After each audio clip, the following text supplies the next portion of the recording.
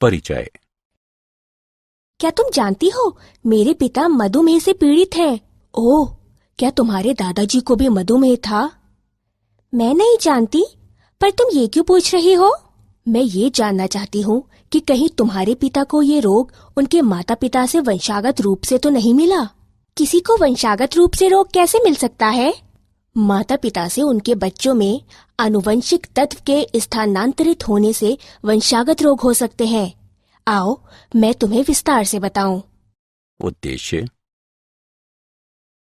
इस पाठ के अंत में आप निम्न करने में सक्षम हो जाएंगे: आनुवंशिक तत्व के रूप में डीएनए की खोज को समझना, पॉलीन्यूक्लियोटाइड श्रृंखला डीएनए तथा आरएनए की संरचना को समझना, केंद्रीय सिद्धांत यानी सेंट्रल डॉगमा की पहचान करना, केंद्रक में डीएनए की पैकेजिंग को समझना, ग्रिफिथ के रूपांतरण सिद्धांत को समझना, हर्शे एवं चेस के प्रयोग को समझना और डीएनए तथा आरएनए के बीच अंतरों को पहचानना। डीएनए की आनुवंशिक तत्व के रूप में पहचान। सन 1869 में फ्रेडरिक मिशर ने केंद्रक में डीएनए की एक अम्लीय पदार्थ के रूप में पहचान की तथा इसे केंद्रकिन यानी न्यूक्लिन का नाम दिया। मॉरिस विल्किंस एवं रोसोलिंड फ्रैंकलिन ने एक्सरे द्वारा डीएनए की क्रिस्टलोग्राफिक छवि प्रस्तुत की। एरविन चारगाफ ने बताया कि द्विरज्जुक डीएनए में एडेनिन व थाइमीन तथा ग्वानिन व साइटोसिन के बीच अनुपात स्थिर व 1 के बराबर होता है। इन तर्कों का उपयोग कर सन 1953 में जेम्स वॉटसन और फ्रांसिस क्रिक ने डीएनए की द्विकुंडलित संरचना निर्धारित की। पॉलीपेप्टाइड श्रृंखला। नाइट्रोजनी क्षार। नाइट्रोजनस क्षार के 2 प्रकार होते हैं: एक प्यूरिन, एडेनिन तथा ग्वानिन; 2 पिरिमिडिन, आरएनए में साइटोसिन तथा यूरासिल या डीएनए में थाइमीन। पॉलीपेप्टाइड श्रृंखला। एक पॉलीपेप्टाइड श्रृंखला में राइबोज शर्करा के एक मुक्त सिरे पर फॉस्फेट मोइटी होता है। इसे पॉलीन्यूक्लियोटाइड श्रृंखला का 5' सिरा कहते हैं। राइबोज शर्करा के दूसरे स्वतंत्र सिरे पर हाइड्रोक्सिल समूह होता है। इसे पॉलीन्यूक्लियोटाइड श्रृंखला का 3' सिरा कहते हैं। डीएनए की संरचना। डीएनए 2 न्यूक्लियोटाइड श्रृंखलाओं का बना होता है, जिसका आधार शर्करा फॉस्फेट का बना होता है।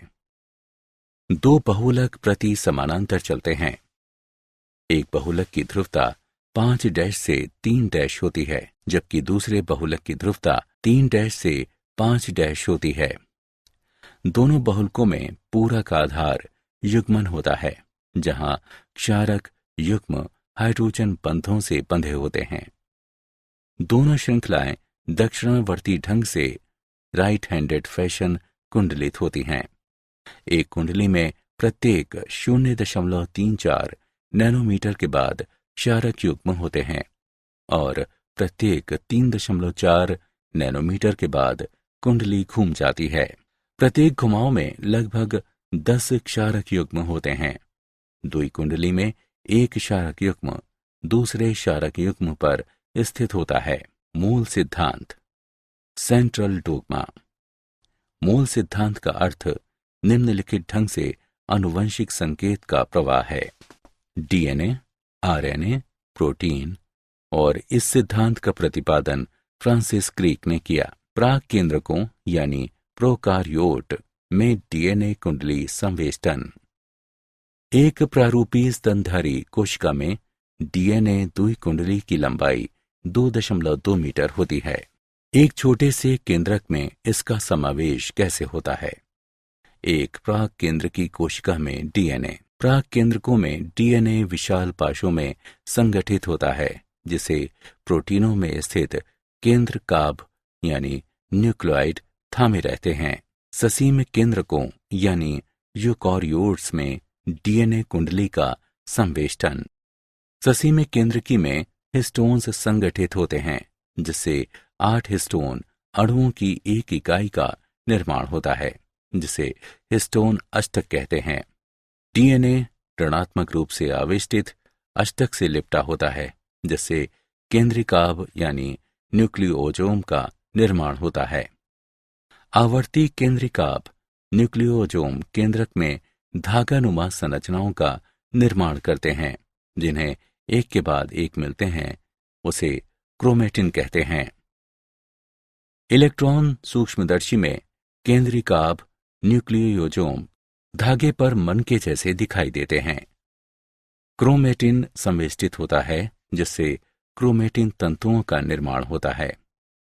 मध्यावस्था में क्रोमेटिन तंतु संघनित होते हैं, जिससे गुणसूत्रों का निर्माण होता है। इस संघनन के लिए हिस्टोन मुक्त गुणसूत्रीय प्रोटीनों की आवश्यकता होती है। ग्रिफिथ का रूपांतरण सिद्धांत। डीएनए की आनुवंशिक भूमिका की खोज 1928 में फ्रेडरिक ग्रिफिथ के शोध से आरंभ हुई।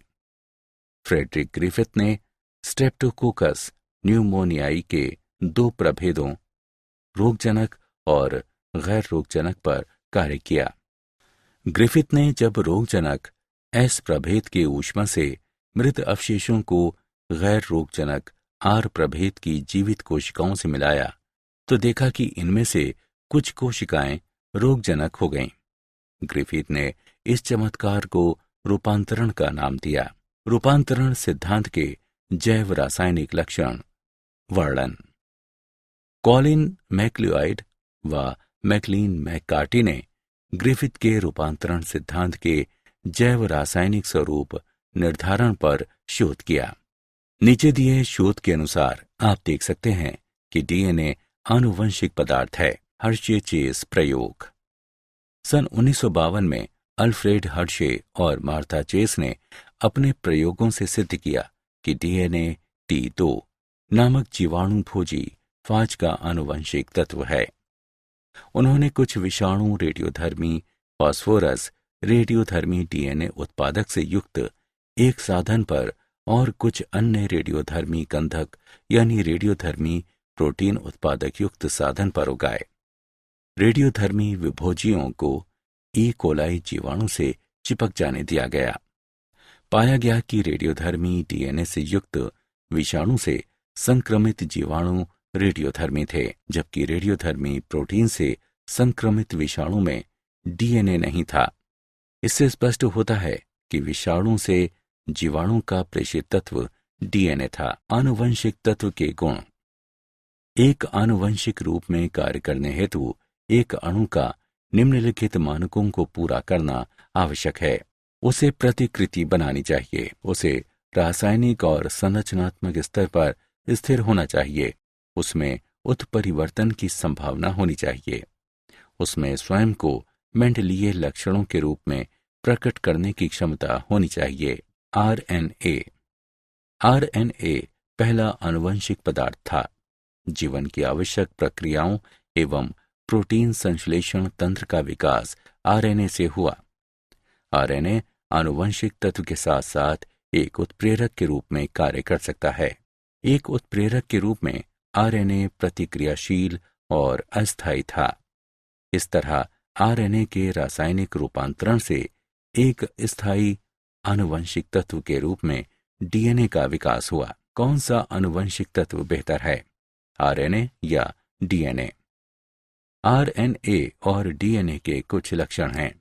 इस तरह आरएनए आनुवंशिक संदेश के संचरण के लिए बेहतर है, किंतु अपेक्षाकृत अधिक स्थिर होने के कारण डीएनए आनुवंशिक संदेश के भंडारण हेतु बेहतर है। क्या आप जानते हैं, पूर्व निर्मित डीएनए बहुलक तथा चारों डीऑक्सी न्यूक्लियोटाइडों की थोड़ी सी मात्रा से डीएनए का संश्लेषण किया जा सकता है।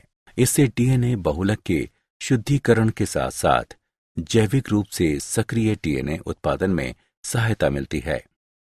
सारांश। आइए हमने जो कुछ सीखा है उसे संक्षेप में दोहराएं। डीएनए आनुवंशिक संदेश का संग्रह करता है। आरएनए अधिकांशतः आनुवंशिक संदेश के अंतरण और अभिव्यक्ति में सहायता करता है। डीएनए रासायनिक एवं संरचनात्मक रूप से अधिक स्थिर होने के कारण एक बेहतर आनुवंशिक तत्व है। डीएनए 2 पॉलीपेप्टाइड श्रृंखलाओं से बना होता है। डीएनए कुंडली के क्षारक युग्म आपस में हाइड्रोजन बंध द्वारा जुड़े होते हैं। डीएनए कुंडली में पूरक आधार युग्मन होता है। फ्रेडरिक ग्रिफिथ ने प्रयोगों के आधार पर रूपांतरण सिद्धांत का हल निकाला।